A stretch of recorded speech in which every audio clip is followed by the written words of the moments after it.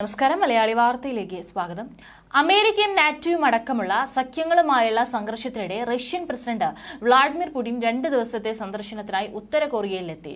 യുക്രൈനിലെ സൈനിക നടപടികൾക്ക് ഉത്തര കൊറിയ നൽകിയ പിന്തുണയ്ക്ക് റഷ്യൻ പ്രസിഡന്റ് നന്ദി അറിയിച്ചു.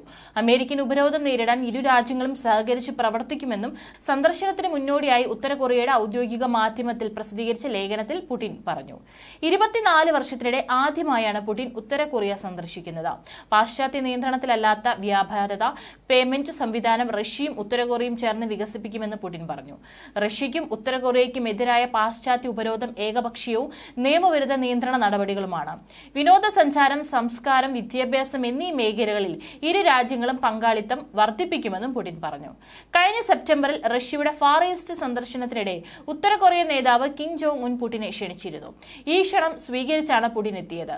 2000 ജൂലൈയിലാണ് പുടിൻ അവസാനമായി പാങ്യോങ് സന്ദർശിച്ചത്. റഷ്യൻ പ്രതിരോധ മന്ത്രി ആന്ദ്രേ ബെലാസോവ്, വിദേശകാര്യമന്ത്രി സെർജി ലാവ്റോവ്, പുടിന്റെ ഊർജ്ജ മേഖലയിലെ പോയിന്റ് മാൻ, ഉപപ്രധാനമന്ത്രി അലക്സാണ്ടർ നൊവാക് എന്നിവർ പ്രതിനിധി സംഘത്തിന്റെ ഭാഗമാണ്. യുക്രൈനിലെ യുദ്ധം ആരംഭിച്ചതു മുതൽ ഉത്തര കൊറിയയുമായുള്ള ബന്ധം ശക്തിപ്പെടുത്തുകയായിരുന്നു. ഇത് അമേരിക്കയ്ക്കും യൂറോപ്പിലെയും ഏഷ്യയിലെയും സഖ്യകക്ഷികൾക്കുമിടയിൽ ആശങ്ക സൃഷ്ടിച്ചിരുന്നു.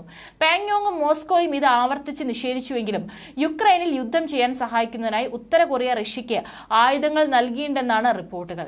യുക്രൈനിൽ ഉപയോഗിക്കുന്നതിനായി ഉത്തര കൊറിയ ഡസൻ കണക്കിന് ബാലിസ്റ്റിക് മിസൈലുകൾ, 11,000-ലധികം യുദ്ധോപകരണങ്ങളും റഷ്യയ്ക്ക് നൽകിയിട്ടുണ്ടെന്നും US സ്റ്റേറ്റ് ഡിപ്പാർട്ട്മെന്റ് വക്താവ് ആരോപണം ഉന്നയിച്ചിരുന്നു. എന്നാൽ സന്ദർശനം സൗഹൃദപരമായ സന്ദർശനം മാത്രമാണെന്നാണ് ക്രെംലിൻ പ്രതികരിക്കുന്നത്. അതേസമയം ഇരു രാജ്യങ്ങളും തമ്മിൽ സുരക്ഷാ വിഷയങ്ങളിൽ അടക്കം ധാരണകളിൽ ഒപ്പിടുമെന്നാണ് റഷ്യൻ മാധ്യമങ്ങൾ റിപ്പോർട്ട് ചെയ്യുന്നത്. പാങ്യാങ്ങിലെ ഓർത്തഡോക്സ് ദേവാലയം പുടിൻ സന്ദർശിക്കും. ഉത്തര കൊറിയയിലെ ഏക ഓർത്തഡോക്സ് ദേവാലയമാണ് ഇത്.